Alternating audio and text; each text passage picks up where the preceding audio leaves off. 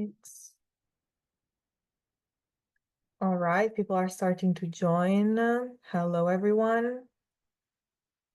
We will give it another minute to have a few more people in the room.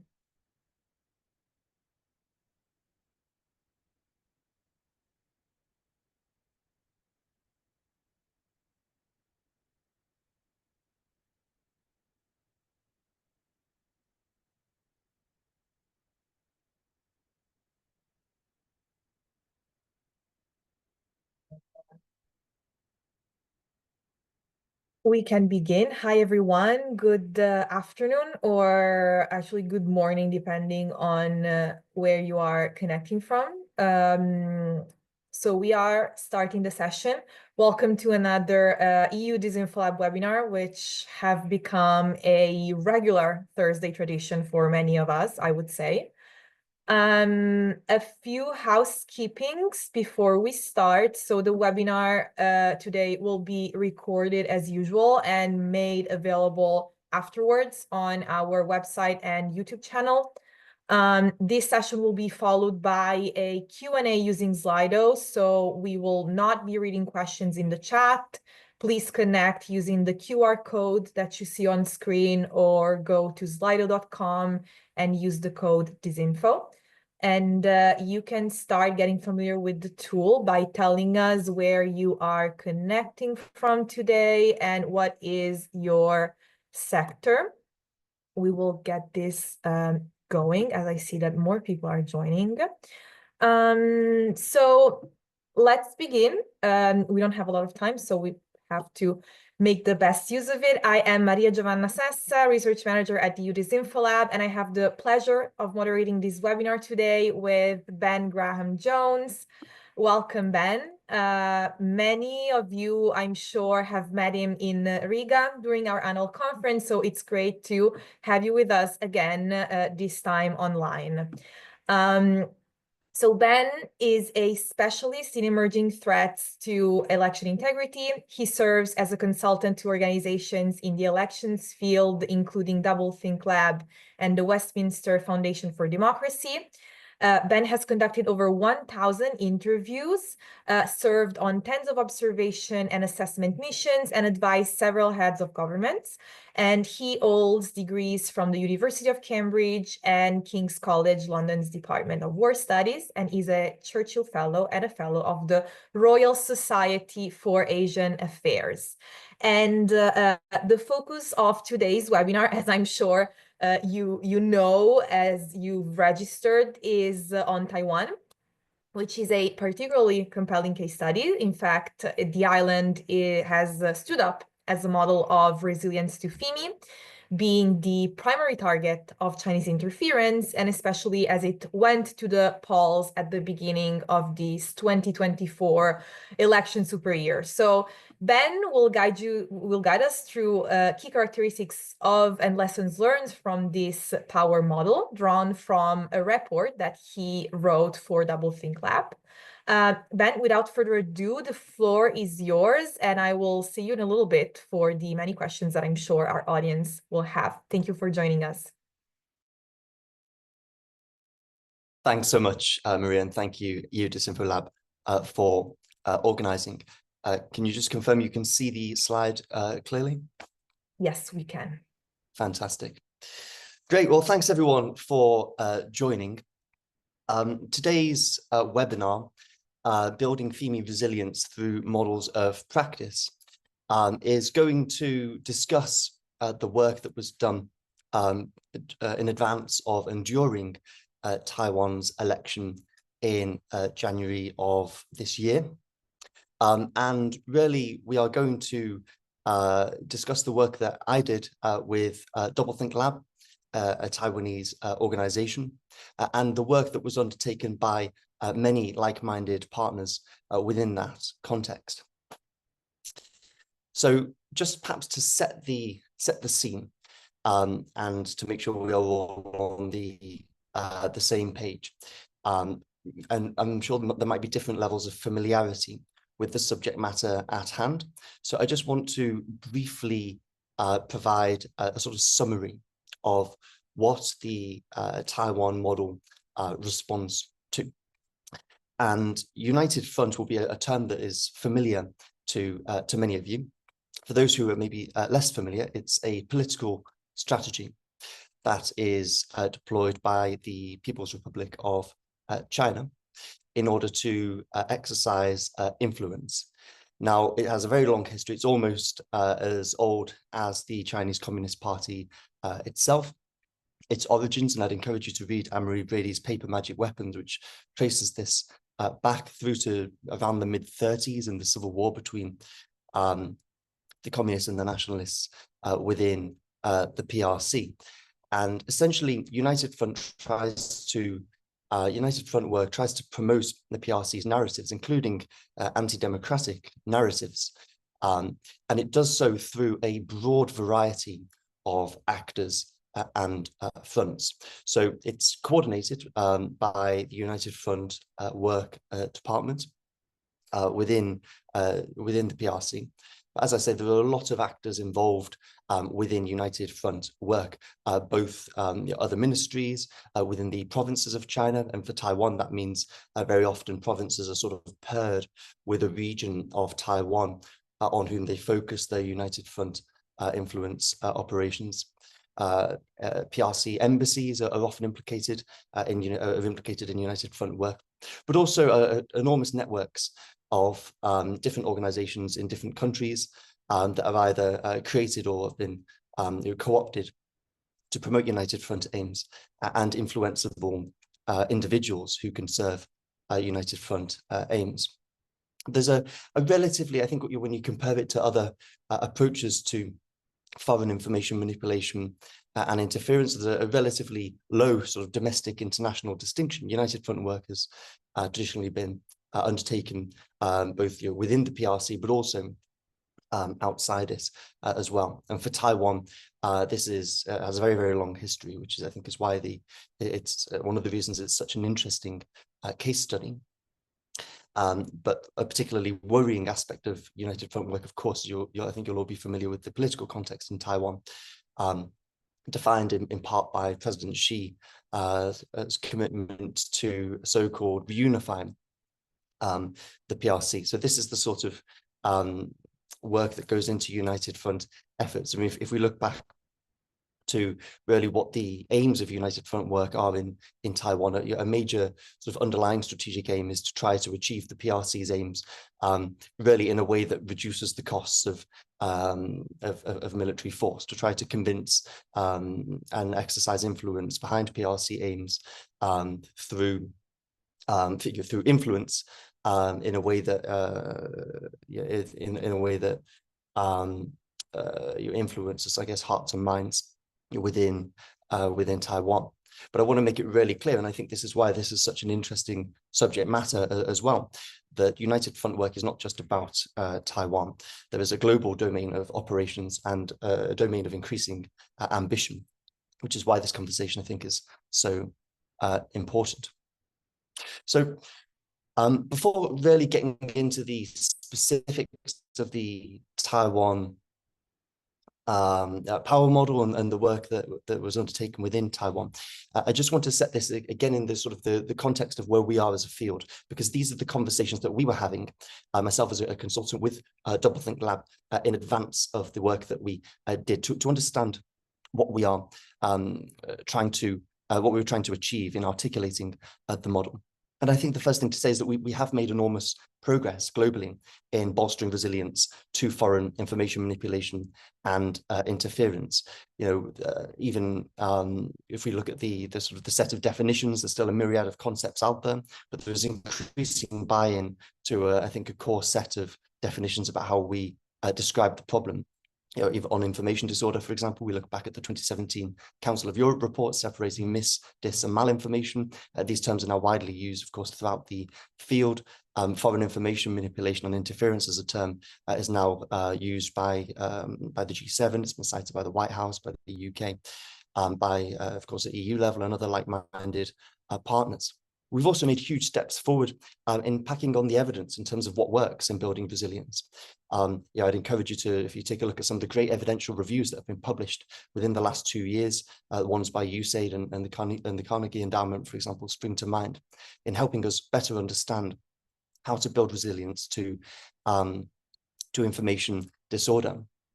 And at a strategic level, there's also a greater sense of consensus on the need for whole society approaches. I think there is a recognition that lots of the way in which information operations can be conducted can try to influence all of the institutions of a society. If you look at United Front work, they have tactics which seek to influence or co-opt the media and parliament, journalism, the education systems, all the different institutions within a society. And therefore the right response to that, I think, is increasingly recognized to be something that also spans an array of those institutions and does not just remain in silo. And we've even made steps forward in the last couple of years of developing specific mechanisms beyond the reach of any one society to try to connect that insight. You know, just to cite a few, many of you will be familiar with the Information Sharing and Analysis Centre established at EU level to help increase coordination across geographies. We've got the Disarm framework and means such as STICs using common arenas such as OpenCTI to try to, so Disarm itself, for those who are not familiar, is a means of a common typology for FIMI incidents. And what it allows for is the sharing of data and sharing of insight about FIMI incidents. And that's, of course, incredibly helpful in a world where many of the operations we face to manipulate information are done on a transnational level, using multiple platforms, multiple languages, and of course AI is only going to facilitate that further, underscoring the importance of those common means of sharing insight to enable that response across multiple geographies. Of course, EU DisinfoLab itself has done great work in this area, and others who are at Disinfo 2024 will have seen some of the amazing work that goes on to sensitize across contexts about the different tactics that are deployed. And other summits such as China and the World, which looks specifically at United Front work, has made great steps forward in building global awareness around the tactics that are deployed. There's also more recently been efforts to try to consolidate some of the work that's been undertaken and reduce fragmentation. Those of you who've looked at Carl Miller's paper on derail earlier this year will see some of those efforts at play, trying to make for a more harmonized and coordinated approach globally towards foreign information manipulation and interference. So this is the type of considerations that we had in our mind, and you'll see where this is going in terms of why we designed the Taiwan power model. But I just want to take a moment to think about some of the challenges that we face as well, because this is now not about challenges in the threat, but challenges in the response, because this is part of what we were trying to start a conversation on remedying with the Taiwan model. Now, I don't want to spend much time on API access. Many of you have wrestled with this challenge over the last over recent years, the challenge of accessing platform data to be able to properly understand the way in which information operations unfold.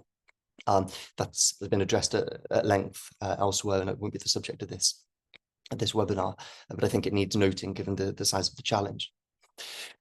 Another challenge, a significant challenge that I think we face, and that are huge, that was often the subject of the conversations within our field at the moment, pertains to building coalitions. We recognize that the whole of society response is required, but what does it mean to build a coalition around that response? You know, who's in the tent, who's out the tent? How can we communicate to non-specialists and those who might be like-minded partners, but are unsure really what to do at a strategic level? We can show operational best practice and insight, but I think sometimes we talk about a whole of society response without defining any working end for that. What does that mean, you know, by 2030, by 2035, to having a whole society response that has succeeded? And Taiwan Power really is an attempt to get that conversation started.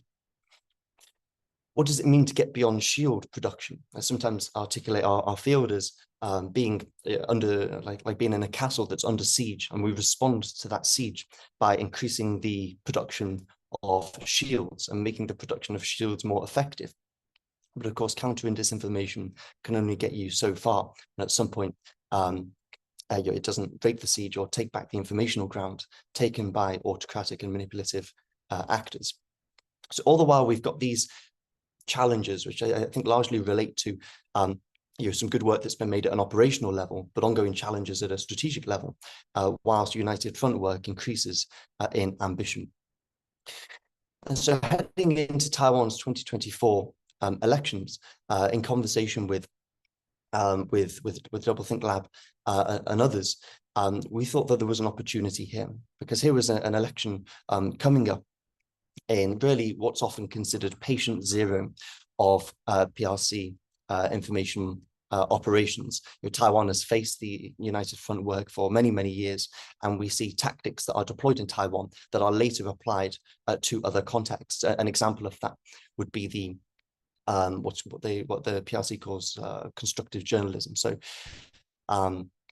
in essence, this is constructive journalism is one example of a broader tactic, right? Where the PRC will subsidize holidays or trips, often called them cultural exchange tours, for target groups, and they go from their country to from their jurisdiction to the PRC. And then while they're there, they'll be, subject to all the sort of the positives of the PRC and be taken around. And the idea, of course, is to influence the views of those who are on these tours. Journalists in the global south are very often targeted in order to try to change to influence their perception of journalism, not as a constructive, not as a critical exercise, but as an exercise in relaying official information. These study tours in Taiwan have been going back for many, many years. And so this is an example of whereby looking at Taiwan, we can glean insight which can be applicable to the means that are used by United Front actors to try to manipulate democratic processes in other countries. And so we were trying to preempt that conversation. We knew that after the election, many people would say, well, what can be learned from Taiwan? What can be gleaned from the Taiwanese context? And here was an opportunity to try to articulate that, and to do something a little bit different. To use standing on the shoulders of evidence, but using relatively, a sociological method, a means of defining an ideal type, in order to communicate what it is that Taiwan does, to try to make it easier for like-minded partners overseas who are only beginning to think about this stuff now, to understand what it means to craft a whole society or working endpoint potentially. Taiwanese civil society organizations themselves, in the interviews that we conducted prior to the election, often reported that they felt they were strong on technology and strong on the substantive work, but not necessarily. But the improvement could be made in terms of the communications, and we thought here was an opportunity to provide a tool to facilitate that. So that was really some of the context heading in to the January elections. Now, Doublethink Lab did a raft of work around the election, including the pioneering mHub project, which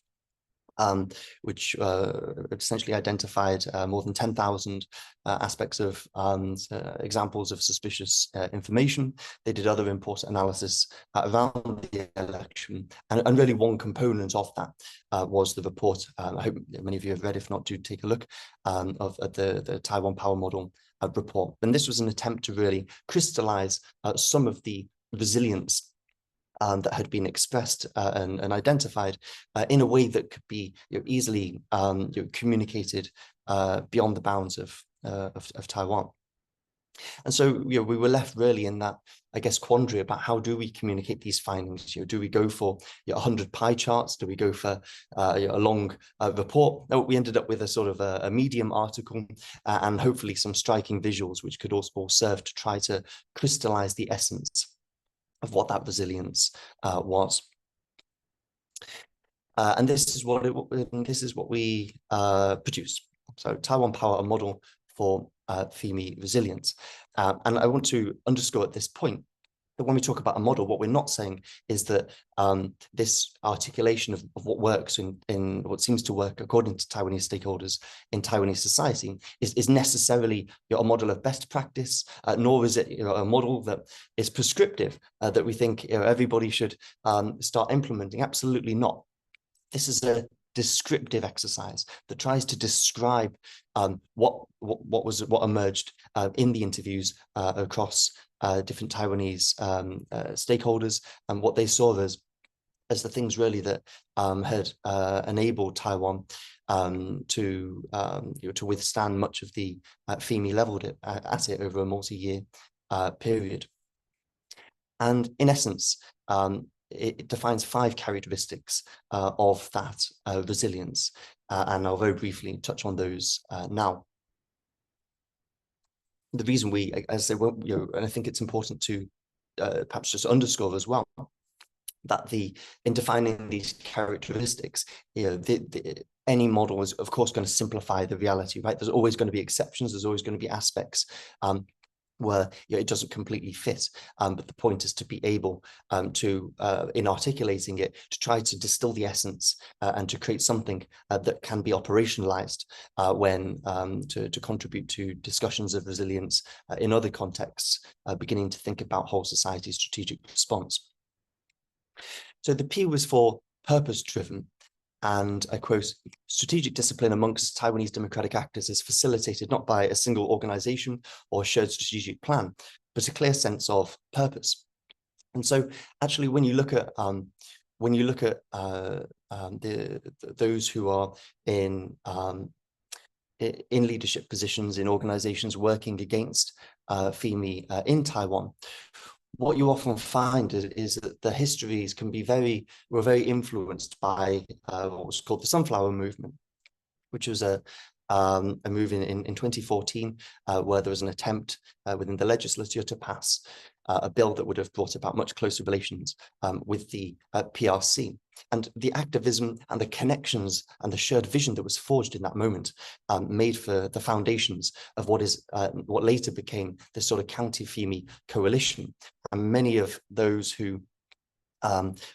connections that were forged at that time and the individuals who came to prominence have now sort of graduated to leadership positions within CSOs, in parliament, within journalism, and other positions of influence within Taiwanese society.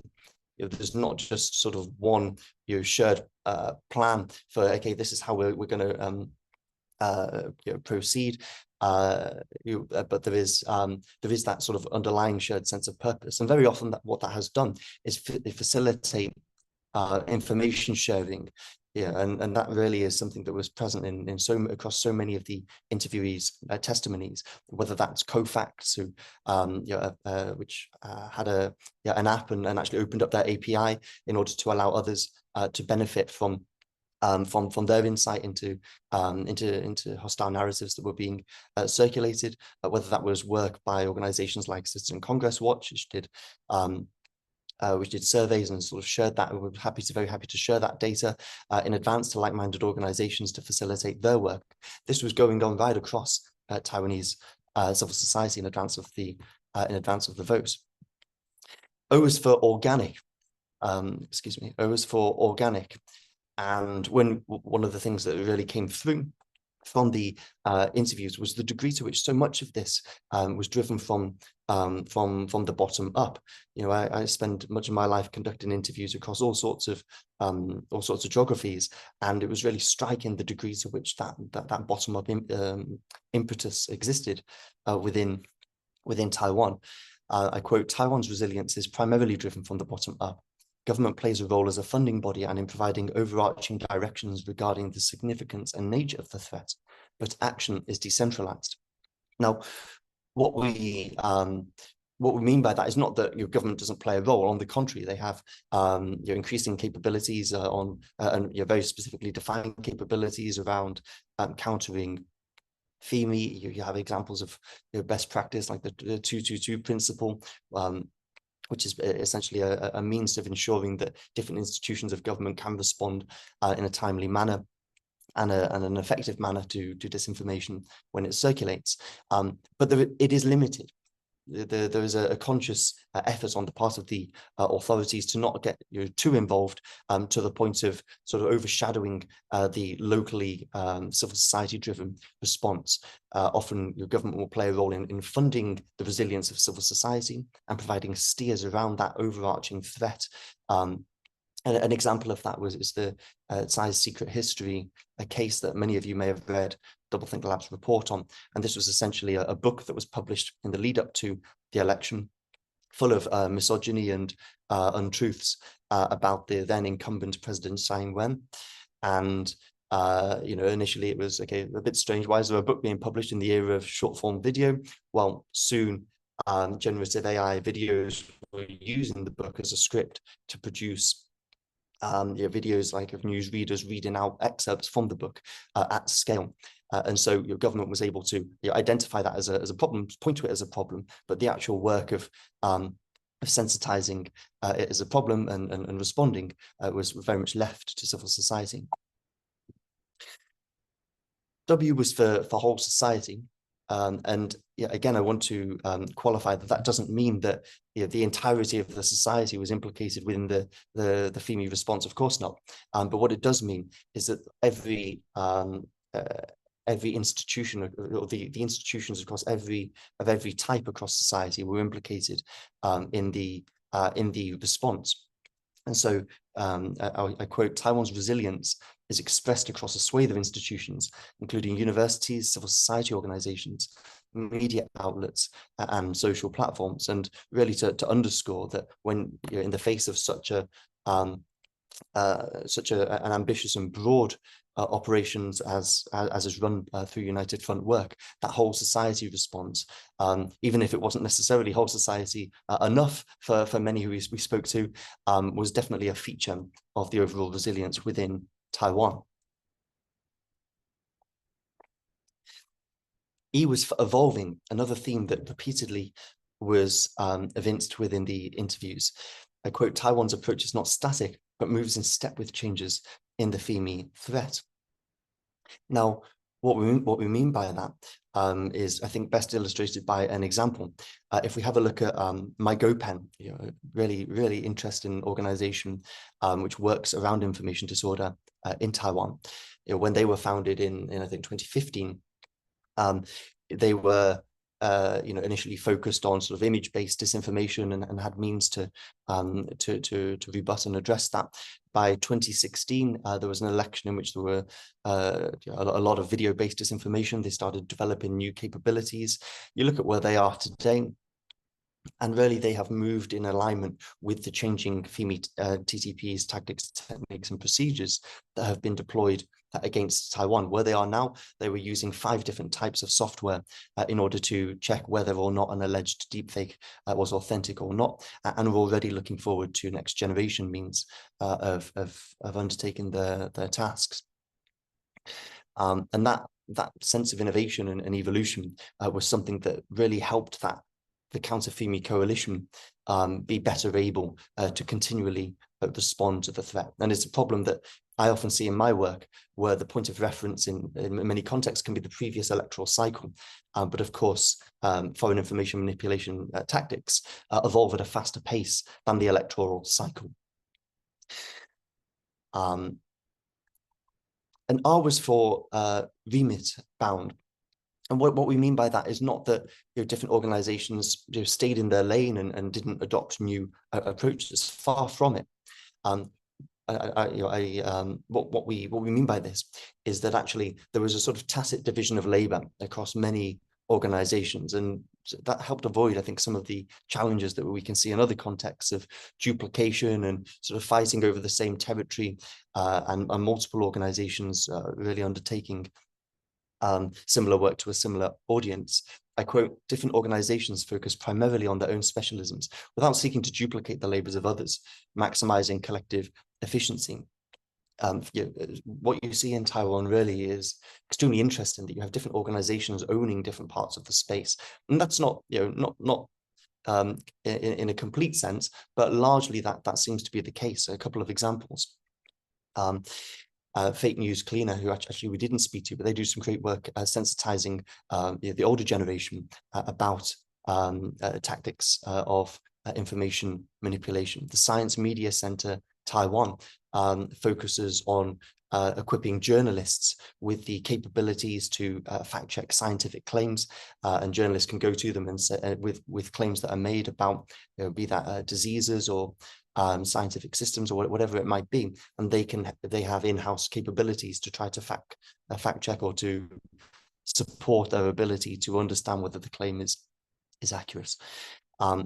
The Doublethink Lab itself, of course, focusing on information operations. So you have this different components of the space that are owned by these very different organizations, focused on very different audiences, really in alignment with probably what a whole society approach might well look like.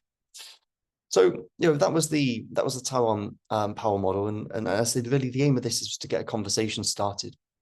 Probably in no private sector organization would we have such widespread efforts towards building resilience without having an end in mind. And what we were trying to do here is to at least articulate a bit of what Taiwan does, with the hope that for others across the globe who are starting to think about strategic resilience within their own societies, perhaps contexts where there isn't a long history of building resilience to these challenges, so that they can sort of have so that others can have perhaps a menu of resilience and can look at the Taiwan model, can look maybe at other models that might be articulated from elsewhere in the world, and see, well, that might be relevant to my society, that might not be. Where can we draw inspiration for that sort of steps towards a shared vision for whole society resilience? I also want to underscore, before we open for questions, that the Taiwan whole model report makes this very clear, that there is also a lot of insight from the vulnerabilities and challenges that Taiwan faces. As you would expect, if a context has faced these types of operations for such a prolonged period and in such an insidious manner, where vulnerabilities remain or exist, that itself we found incredibly insightful. We underscore 3 in the report, but there could have been many more that we were to underscore as well. These included that the whole society response, there was still, there were still areas where significant areas where stakeholders cited that was not yet whole society enough, or could still, where that coalition building still needed to expand and take place. The need for an overarching sense of strategy was cited by some. This sense that the purpose that glues together the resilience in Taiwan could still benefit from greater sense of what is the what are the sort of working objectives in the long run, as opposed to just responding to what the PRC does. And finally, integration with global resilience.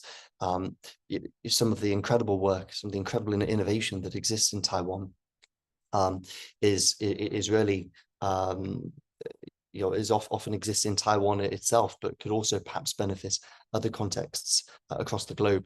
And Doublethink Lab itself does some amazing work, actually having built a network of 10 partners by last year, and I think they're on track to increase that network to 20 partners by the end of this year. And so building that sort of transnational insight sharing mechanisms remains, I think, a priority. And an area where many of our interviewees felt progress could still be made. So that's largely where we are, and I just want to perhaps round off with a couple of things to think about. But I'm sure there'll be other points and insights, and which I would really welcome over the course of the discussion that we are about to have. What we tried to do here was to put forward a descriptive model that sums up some of the key characteristics that the interlocutors cited within Taiwan. And we felt that that's important because the tactics often span multiple geographies. But how can we match the contextual specificity of all the different geographies in which we operate with the need to address this problem at a global level? What is that intersection between the specifics of one context, but also bringing in global better practice and global insight? Second, how to connect counter FIMI insight with like-minded non-specialists. That might be the teachers or the parliamentarians, very often targeted for United Front work. It might be those within the media. Everybody can play a role, but how can we appeal to hearts and minds and bring on board a greater coalition of non-specialists into our work? How can that type of whole society planning be best initiated? What type of actor is best to undertake and contribute to this type of work? And how can the models that we devise evolve, given that the pace of evolution of FIMI tactics is so swift? And finally, the final question I guess we were left with was how to communicate not only the successes, but also challenges in ways that can be operationalized by specific actors. We try here to, in quite a visual way to create something that can be clearly understood in different contexts, but it's also important that those ongoing challenges which are faced on across many of our geographies are also clearly understood, and that also forms part of the discussion as we move towards greater global FIMI resilience. Hope that was helpful and provide some food for thought. And I think we're now open for some questions and discussion. Thanks ever so much.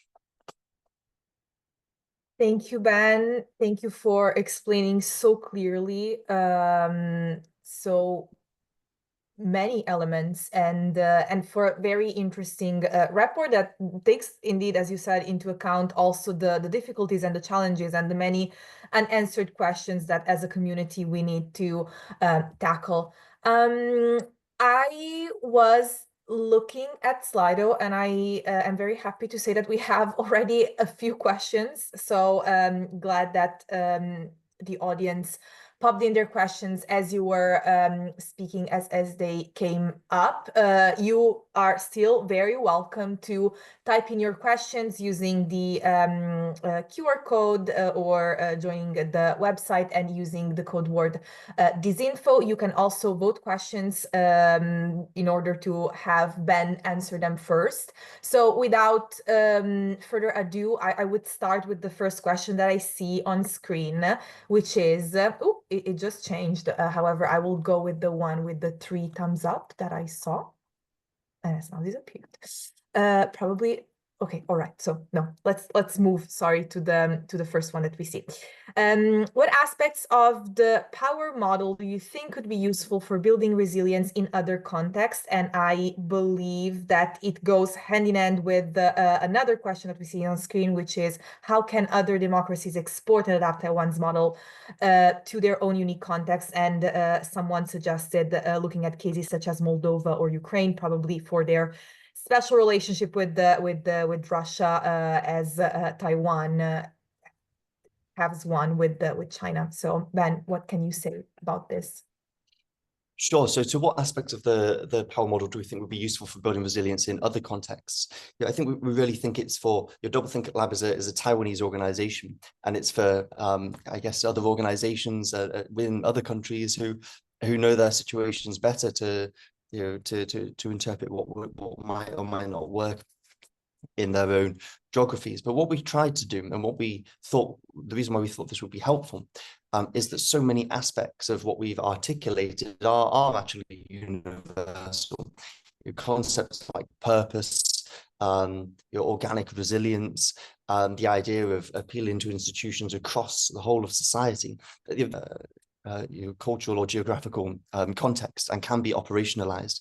We also were struck by the fact that many of the threat actors and the tactics, of course, are also transnational in character.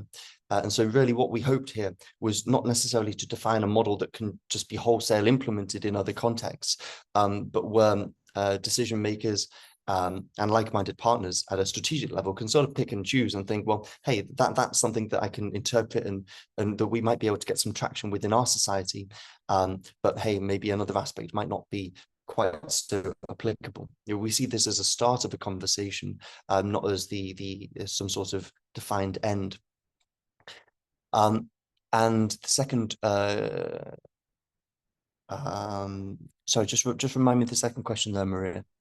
I think that the second one was rather similar in the sense that how can other countries export this model, but it also suggested as examples countries like Moldova, Ukraine. I don't know if this gives you some idea that might be linked to the Taiwanese unique case.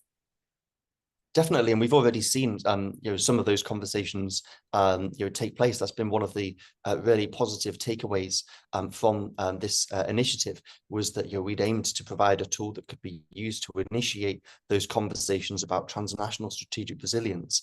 And yeah, I know that the Taiwan Power Model has been used in some of those already. In some of those conversations. But as I say, we hope that this is a starting point, and that from other voices across the planet can also identify what works and doesn't work at a strategic level in their own societies, and help us advance beyond just the sort of sharing of operational best practice. Absolutely.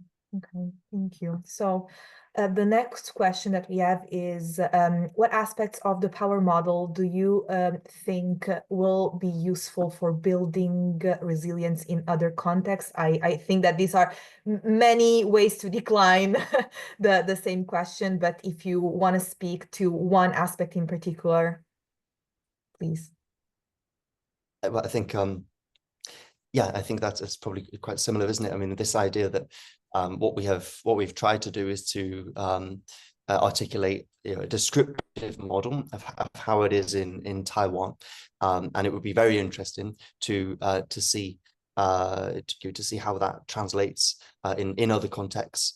Maybe there are different characteristics related to the unique histories of other geographies that can also be articulated into an easily communicable model. But there's also a very tangible takeaway. So if you look at the P of the Taiwan model, right, the purpose, and just how closely related that seems to be to the sunflower movement, and the importance of that one event in being a real moment that brought together and inspired so many around what later became FIMI resilience. I think there's a lot of insight from the different characteristics, including that specific observation that can be operationalized or thought through in terms of building FIMI coalitions in other parts of the world. Absolutely. Moving to the other question, which was the one that I had initially seen on the screen. So EU elections show that AI-powered disinformation was not as big as some initially thought. How was it for Taiwan and the Indo-Pacific area? And if I may add to that, it is true that we've had this whole conversation about not seeing as many AI-generated, as many deep fakes, but more cheap fakes and like AI-powered content or doctored synthetic images, but very, very naive, very unsophisticated, which nevertheless are still relevant, and they do have an impact in my opinion. So how was it for Taiwan? Can you speak a little bit more to that, please?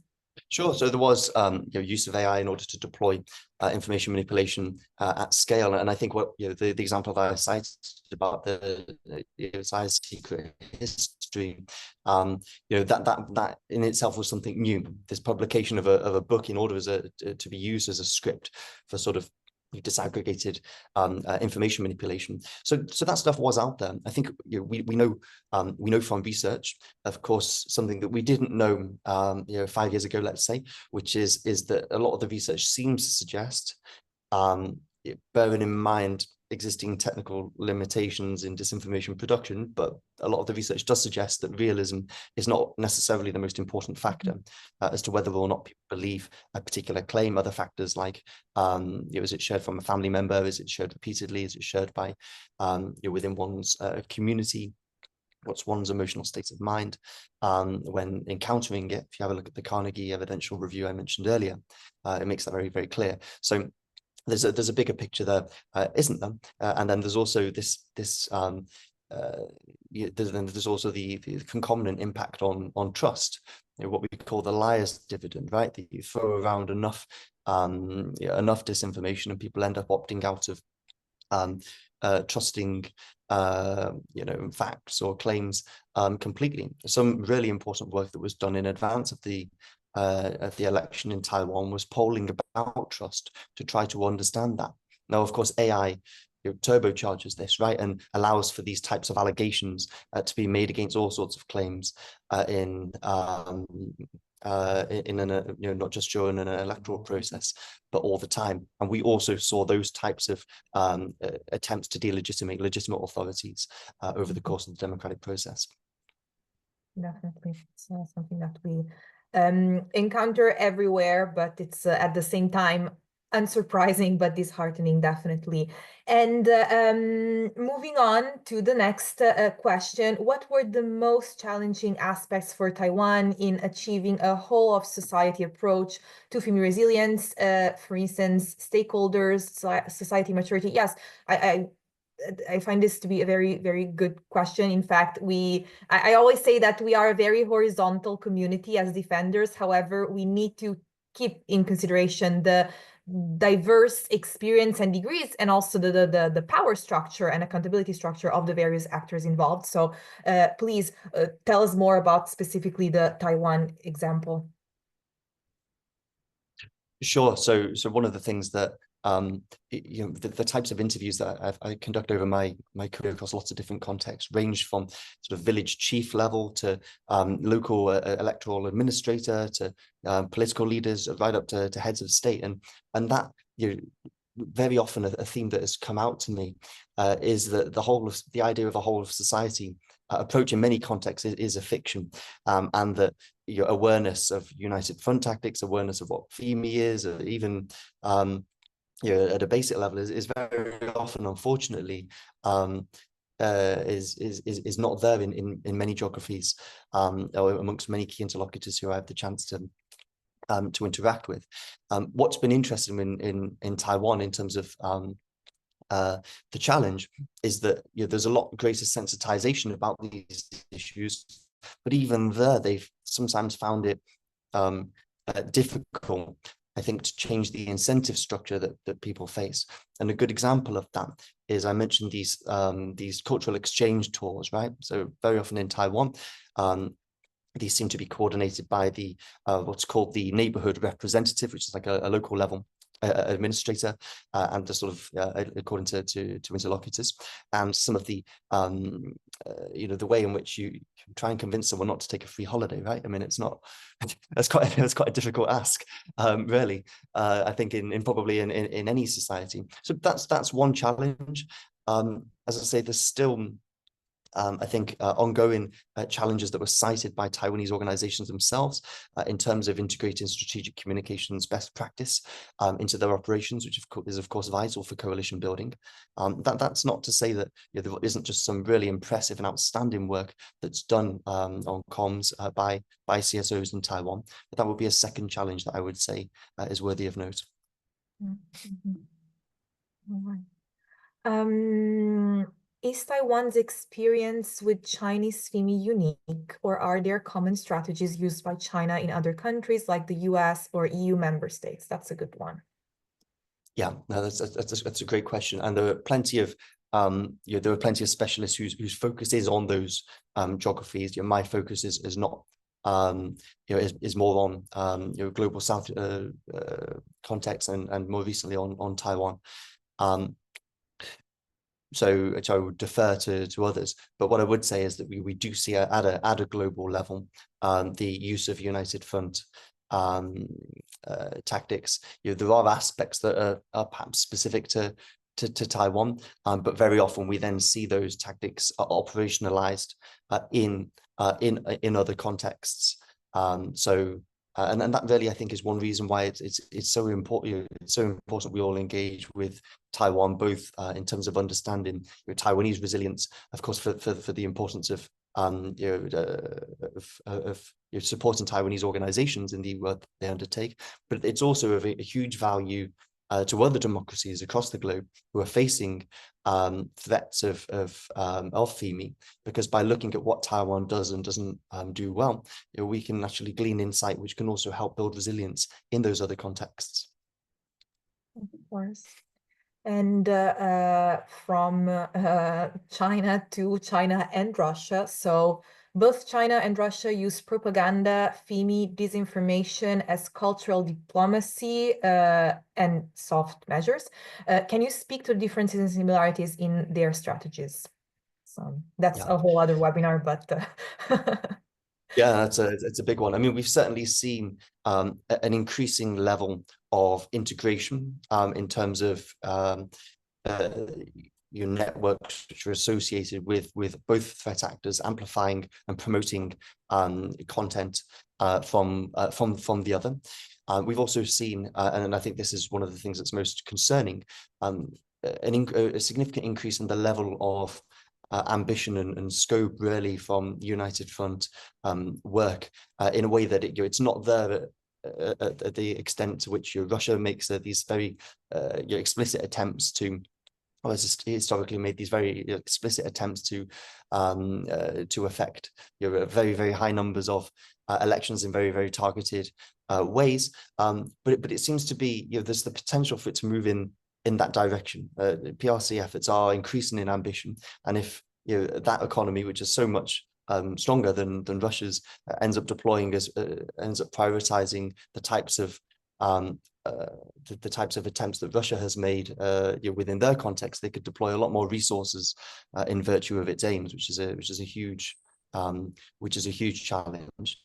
In terms of what they share, I mean, overall, this idea that to try to divide and deplete faith in democratic processes is something that both PRC and Russian and Iranian and other FIMI actors attempts can have in common. Fundamentally, it doesn't serve their interests if people perceive the democratic model to be working. Given the central role of government, are there policy frameworks in progress to defend against FIMI in Taiwan and other Asian countries?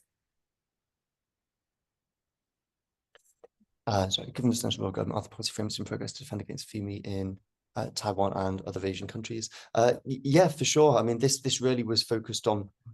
I don't want to give the impression that the Taiwanese administration is not acting on FIMI. Far from it. It's they recognise that it's a central and important challenge that they face. I mentioned briefly during the presentation about the 222 approach, so very tangibly.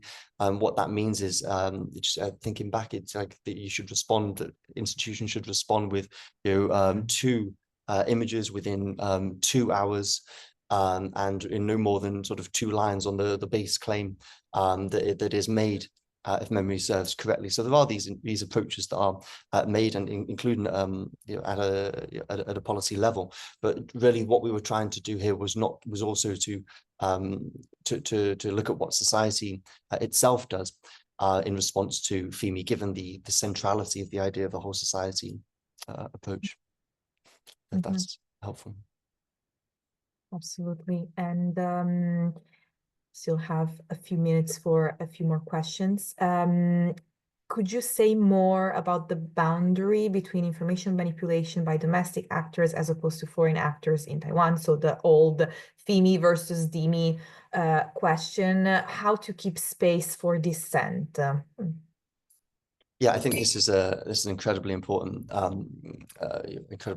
point, right? And of course, what we see is threat actors actively seeking to blur that boundary, using local influences, for example, which is now a very common tactic of FIMI actors in order to bring their efforts into the information manipulation into the local information ecosystem. We see media laundering, for example, especially in the global south, where United Front actors will use financial and other pressure to heavily influence the media landscape. The embassy or other actors are alleged to place stories within that local media, and then that then gets cited within the PRC as here's a story from a local organization on the other in another country. So we see this active attempt to blur the boundaries by threat actors, which makes attribution very, very, very difficult indeed. And I agree with I think the premise of the question, which is how do you preserve also that space for freedom of expression in that context. It's also I think why we perhaps can't always legislate our way out of the problem, right? It's why some of the society-led efforts that we see in Taiwan are so important, because that shows that you can have that that high degree of freedom of expression that exists there, whilst also preserving those freedoms that we all cherish. And let's take 2 more questions before wrapping up. So in your report, you speak of decentralized models. Can you explain more how to ensure cohesive strategic goals without a central guiding authority? So this, I think, was a really interesting question as we saw the evolution of FIMI resilience in Taiwan. And in Taiwan, that really was inspired by that shared sense of purpose, that people were pulling in the same direction, and by the ability to then act on that purpose through those networks which were established in the way that I described during the presentation. But I don't think that necessarily means that some sort of articulation of an end goal, or at least some sort of blueprint which comes from society itself about the future direction of counter FIMI wouldn't be helpful. I think it would. We are endlessly talking in our field about how to get off the back foot and define a sort of an end goal which isn't just responding to the actions of threat actors. That sort of positive affirmation of democracy, and maybe some sort of process of drafting and achieving consensus on a wide overarching plan would be a helpful thing. And the Taiwan Power Report, I think, makes that clear, that what we are describing is not a model of a perfect response to FIMI, or and Taiwanese stakeholders themselves are the first to agree with that. But it does say that there is a degree of shared vision which has helped facilitate that. That many organizations have sort of moved in the same direction, or been pulling in the same direction, without some of the abrasion that we see in some other contexts. Mm-hmm. It's also very good lesson learned. And final question that we're gonna be able to ask you, although we have a few more in the chat, but I'm sure you will be able to follow up with the audience if they want to reach you, is how do you see PRC's strategies against Taiwan evolving in the future, which I think is definitely not easy to answer, but also very interesting, because we say always how we need to act a priori in this community. So that's a good inspiration for that. Sure. Well, we see what we saw in this election was new ways of operationalizing AI, or that AI was operationalized in order to spread misleading claims at scale. I think it will be interesting to see how that continues to evolve, and whether that and the scale of that. Of course, that's not just during election time. We are seeing globally challenges related not just to these high-profile contests, presidential and parliamentary elections, but also related to local elections. And because AI brings in those capabilities to be able to operate with greater scale than threat actors used to be able to, that could be a challenge within the Taiwanese context. Also, so those are perhaps some of the challenges, but I really want to underscore this has a long history, and some of the tactics that are deployed have been deployed for a very long time and remain outstanding challenges. Thank you. Thank you so much, Ben, for your insights, your presentation, and especially for participating in such a dynamic Q&A. We're happy to see that the audience was engaged with the topic, and we are sorry that we are running out of time to answer more questions. But again, that's probably the opportunity to have another webinar with the new year. In the meantime, I take the opportunity to thank all of our participants and remind them that we still have a few webinars until the end of the year. Next week at this time, there will be one again focusing on other islands, in this time in the Mediterranean, so tackling disinformation on Cyprus and Malta. You can follow all the updates on our website, on our newsletter, on our social media channels. And once again, I would like to thank the audience. I would like to thank my colleagues, Heini, Maria, and Quinton behind the scenes for making this webinar possible. And a very warm and special thank you to Ben Graham-Jones for being with us today. I wish you all a good continuation of your day and the rest of the week. Goodbye.